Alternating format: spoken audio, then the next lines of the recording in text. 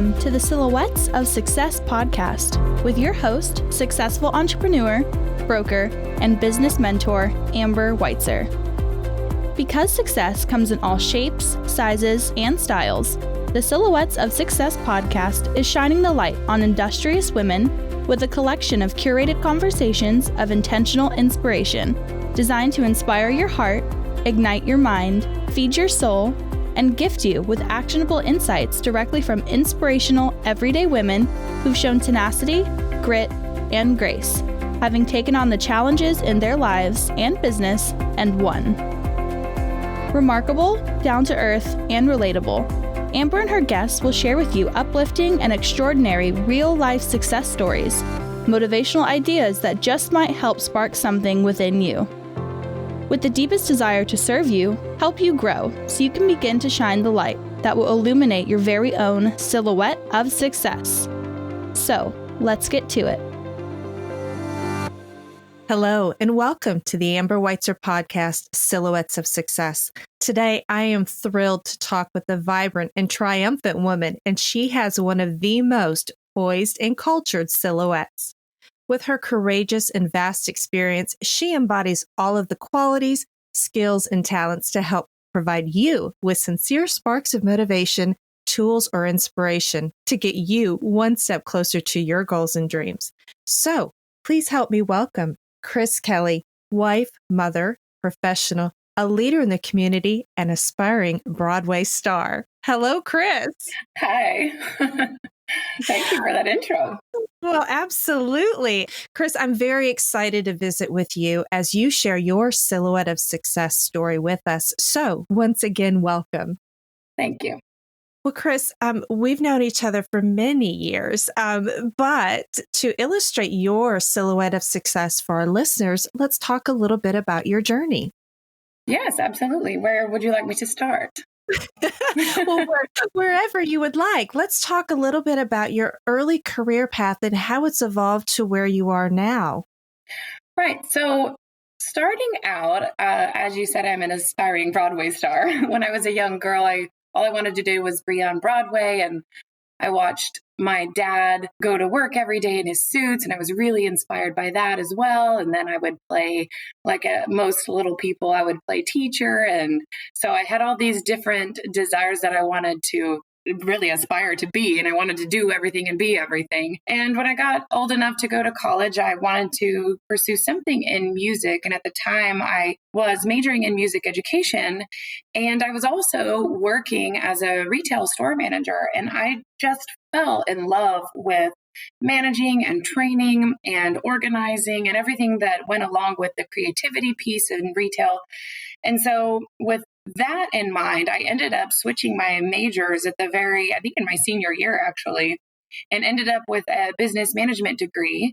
And I got hired on with Zale Corporation for their assistant buyer program. And I worked with diamonds all day, and it was beautiful and wonderful. And I thought my life was set forever, and I was just going to work there and wear my fancy suits and go to vendor meetings and talk about diamonds. And I had it all put together. And as you know, life finds a way to put a hard stop on many of your dreams and your hopes and plans. And about a couple of years into my career, my little girl was diagnosed with cancer. And so that put a hard stop on everything that I had built and everything that I was going for. So in that moment, it was really difficult for me because, of course, it was a no-brainer that my child needed me and needed 24-hour care. But I would be lying if I didn't say that I didn't regret having to leave the workforce. I love working. I love being able to make a difference in business and do things. So that was very difficult for me to make that stop with my career so early on. But I did, and I left, and I ended up caring for her for a couple of years, about 2.5 years, and she passed away in 2008. And I was left with a broken heart, essentially, and no career and no really plans and no clue what I could do. But it was also an open slate.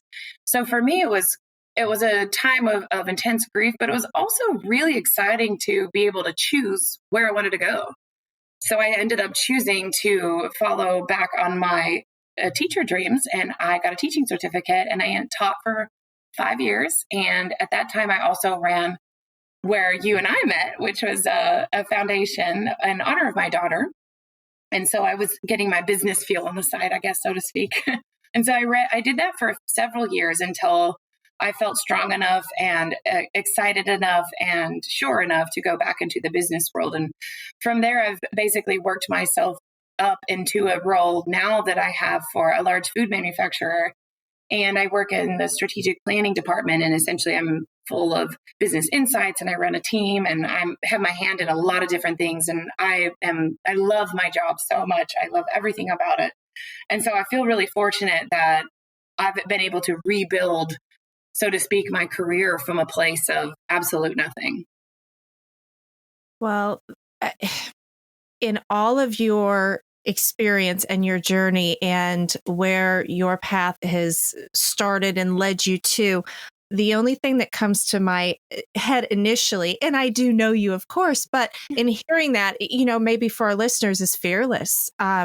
What else do you do? And to me, just hearing that, I hear fearlessness in you. And I know it was a struggle every probably second moment of certain days, but wow, congratulations to you. I hear the passion in your voice that you do love what you're doing right now. So with that, and I have seen you in action, and I know you have the natural ability to teach and train and mentor. So you mentioned watching your dad and that was inspiring. Where do you think your skills or your drive comes from to uplift others? That's a really, really interesting question. And it's so funny because I tell people sometimes that I think I have the opposite of depression because I have always had this insane natural drive to just be positive and keep going and see what there is good left in life, sometimes to the detriment of the people closest to me when they want to just wallow. And I'm a big wallower. I'm a big fan of wallowing. I feel like if you can't stop and let yourself wallow, then you'll never be able to stand up and straighten your crown and keep on walking. So, I love that feeling. I love a good melancholy song. I love being able to feel that energy that people have in those grief moments. But I feel like in those moments, that's where you do gain the greatest amount of strength and understanding. And it's difficult to sit in the space of heartache and grief with others. But I think when you do something like that, the world doesn't seem so lonely anymore. And it's so important for us to acknowledge the fact that we all struggle, and in many different ways. And I don't like playing the what about me game. And I don't like that, well, I've had it worse here and there. We've all had it worse, and we've all had our own experiences. And yes, my child passed away, and it's a horrible, unfortunate thing. But I also have all these other beautiful, wonderful things in my life and people in my life that have lifted me, and a lot of love that I share. So I am not the worse off.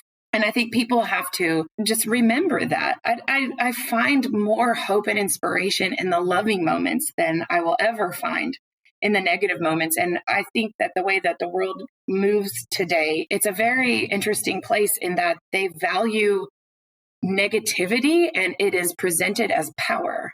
And the people that have true power know that nothing in the negative space is actually powerful. When you are bringing someone down and not honoring others around you, that is when you're the least powerful. And power comes with compassion and kindness and excitedness and positivity. And when you ask where I get it from, I honestly have no idea. It's not something that was outrightly taught to me. It's just a feeling that I was always born with. And I love being able to share that with others.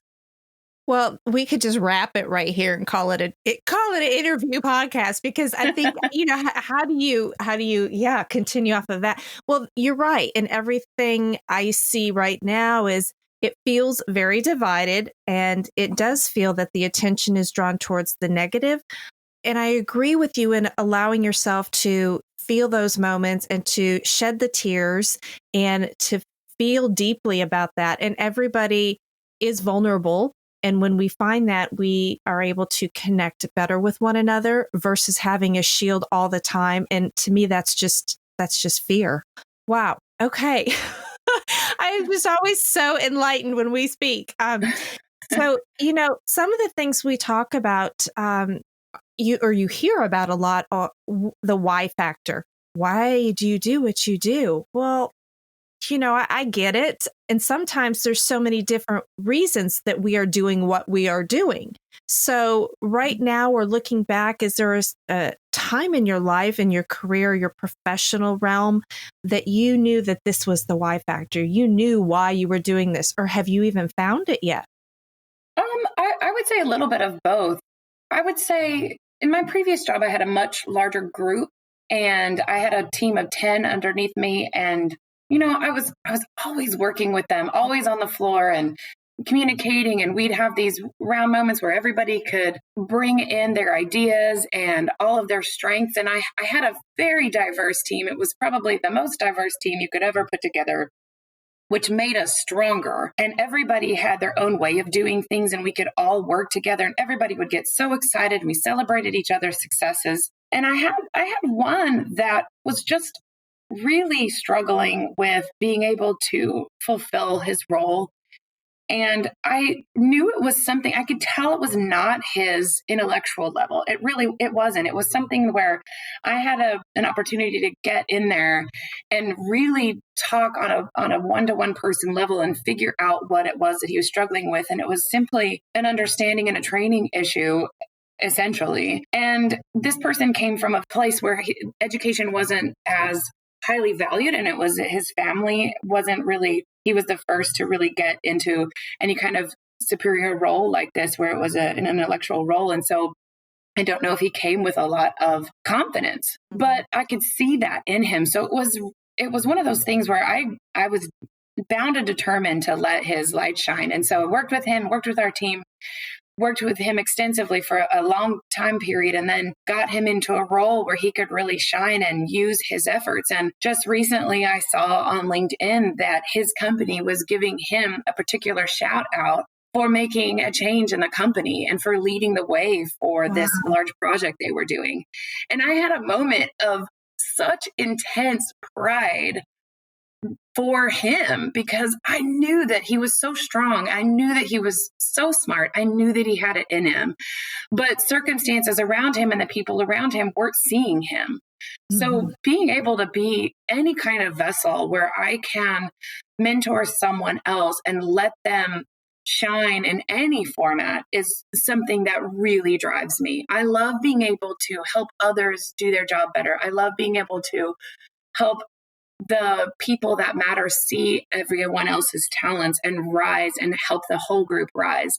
And I would say that's my why. I get really passionate about where I work and how we work and how our team develops together and how we can consistently make things better and push our brand out there. And it is very exciting for me. So that's my why. I mean, I would say, you have a professional why, you have a personal why, all these things. And yeah, we want to put food on the table, so to speak. And I personally want to buy fancy shoes. And so I like that kind of the money-making piece, but it's really more about how the change in people and the change that we can affect in others is absolutely what drives me every day. I love that aspect of business.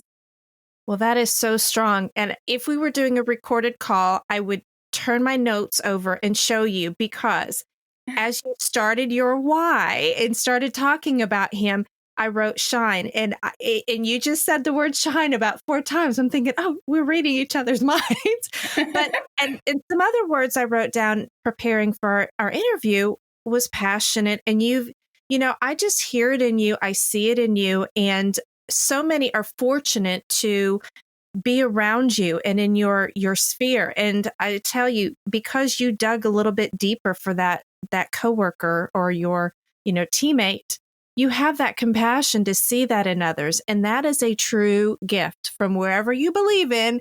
It's a gift. And so I can understand where you're coming from to see that growth in him and the pride that you felt. So congratulations to you, because he's just one that you've noticed, right? So everyone you come into contact with, you're providing some sort of light to them. So go girl. Woo. Thank Thank you. Wow.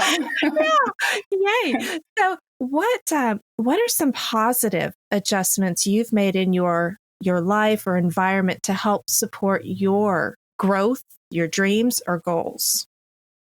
Well, I would say positive changes are sometimes bred through negative changes. So there is a lot of information out there on setting boundaries and your tribe. There's this whole new speak on, who's your tribe and who's around you. And I think that is absolutely vital. Sometimes we have to make hard decisions in order for us to be supported in the best way possible for ourselves. And I don't see that necessarily as a selfish thing, but I see it as a self-preservation and a self-loving thing. So it was a very difficult decision for me. Several decisions I made in terms of changing who you live with, changing who you're married to sometimes, changing your outlook on letting go of people that just are not ever going to support you in the way that you need. It's also making sure that you're surrounded by people that tell you the truth. I mean, if I ever need a truth teller, my sister is the first one to tell me, girl, I don't know about that. But it's those people that you can truly trust in. And right now I live through several different heartaches. I've come to find that support group at home in my husband, in my children, in my family, and my friends, and those that I'm surrounded by that are absolute believers in me. In the me that I want to share, and the me that I feel the most comfortable with. And I think that is essential in terms of making sure that your home base is a home base. And that's difficult for a lot of people. And I am not promoting breaking up with anybody. I'm not promoting anything, but I am promoting making sure that you always speak up for yourself and setting your boundaries and learning how to do that. That I was raised in an environment where it was very patriarchal and extremely non-supportive of the female person as a whole. And so I grew up not understanding what those boundaries were and not really even understanding how to set those boundaries. But through unfortunate, fires, I've learned how to do that, and it feels really good. And I feel really happy being able to be my whole and complete self and be loved for that. And that's essential for success on any realm. Wow. Very true. Very true. And very fortunate that you were able to be aware enough and have the clarity to see that and to learn what you needed to take it to the next level for yourself. And of course, your family benefits. And that's amazing. Good for you. So do you have any intrinsic motivators, anything that you need? Do you have a form of accountability? How do you know that you've got to conquer something next? I think I have never been sitting around and really sat and looked at my life and said, what am I going to do next? Mm-hmm. Because I think I have 40 million projects at any moment. One of my brothers, he is funny, he's a doctor and he's very involved in his church and he has 5 children and he's very busy all the time. And he always laughs and tells me that I can get more done in one day than he's ever thought about getting started on. And it cracks me up because I do have a lot of irons in the fire. I feel like I'll never have any project finished, not because I'm distracted or anything. It's just that as soon as I finish one, I'm ready for the next project. I'm ready to keep going. I want to be involved. I want to do the next thing. And I think some of that it may have been bred from my experience with my daughter changed everything in the way I see life completely. I have a newfound confidence after that experience in terms of, what else is going to life throw at me? How could you throw anything at me that I couldn't handle now through that? So there's a strange sort of strength and confidence that comes out of experiencing a tragedy that I'm sure many people can identify with that pushes you forward. And now I feel as though, wow, I'm in my 40s and I've got to keep going, and I have all these things I want to do, and I have all these goals I want to accomplish, and I have a vitality to share, and I have information, and I just want to be able to do everything that I want to get done. And so that motivation to make sure that I leave this life better, that everyone around me always knows how much I care for them, and that I never leave anyone at the end of the day feeling as though they don't know that I love them or that I'm supporting them. That is a big deal to me. I have a 13-year-old son who is every day is a bit of a struggle in terms of having to raise, a little human and teach them about the world. And that inspires me too, to know that he's being left with a better world. And so that's what I really, really am motivated by is just making sure that I capture everything. I think we lost each other for a moment, but yes, you're back. Maybe that was. Well, tell us, do you ever get stuck, and what works for you to get unstuck, or when you need that extra spark of motivation to break down a barrier perhaps in between you and a goal or a project? Do you have anything that helps you just kind of power through or hop over or break it down? Yeah, there is nothing like a good hot bath. Let's just sit back and take a bath, listen to music. Definitely, just making sure that there is time and space to quiet the brain and quiet the soul and just bring things down a level. I think that the rat race of life is too much, and it's important to just turn off for a minute and relax and do whatever it is that, feeds you. For me, it'd be something like that, just music and listening and just relaxing. I also am a big, big proponent of the gym.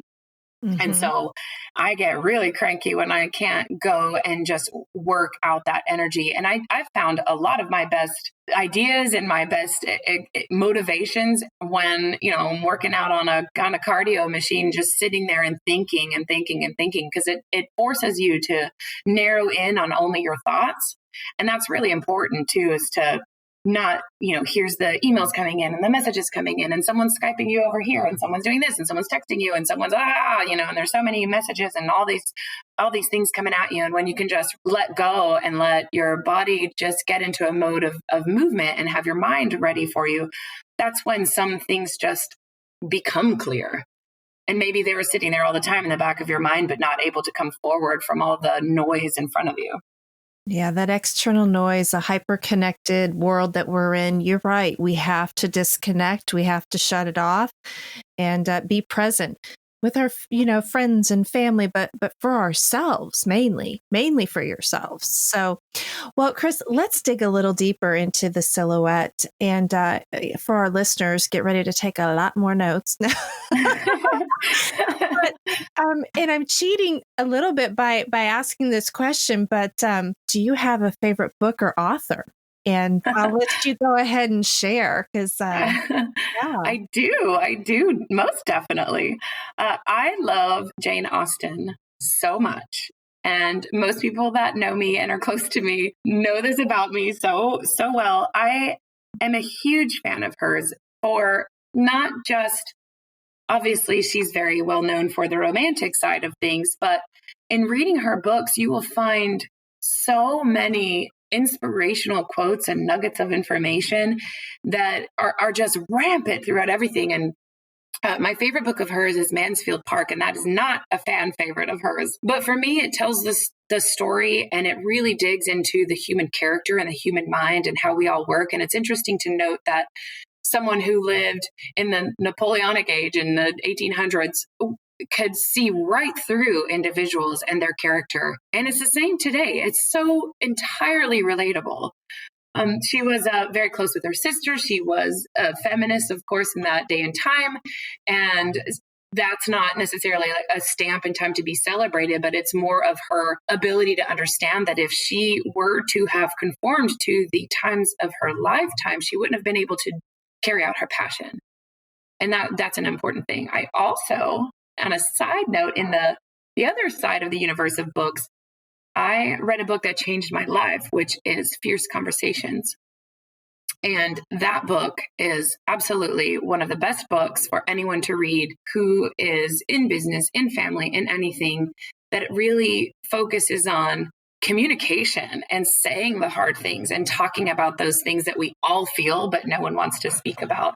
And so I kind of see that both of them related in a way that, Jane Austen would just say what she would want to feel through her characters, and also just a very deep understanding of the human mind and the human character and heart. And that fast forward to the Fierce Conversations, where it's teaching you how to be that kind of person, how to just say and do and be authentic in all that you do.